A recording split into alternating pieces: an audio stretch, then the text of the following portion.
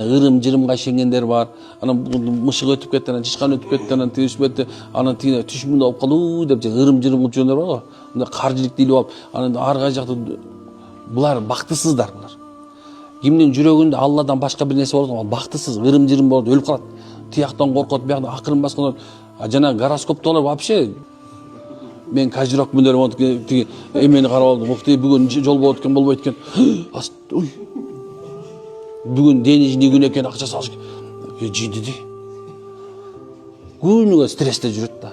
Биз сахабаларга айтты. Илаху вахид.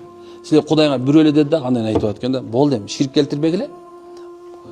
Эми айтып, ширк келтирбегиле, анан бири-бирине жакшы мамиле кылгыла деди. Ушул эле сөзчү адамдын жүрөгүн монт өзгөртүп салды, субханалла. Биз азыр иман келтирдик, ширк кылган жокпуз, субханалла. Биз Кур'ан окуп атабыз, намаз окуп атабыз. Бирок чоң нерсе жок да. Бири-бирине жакшы мамиле кылгыла деген делечи. Эркектер, мен эркекмин.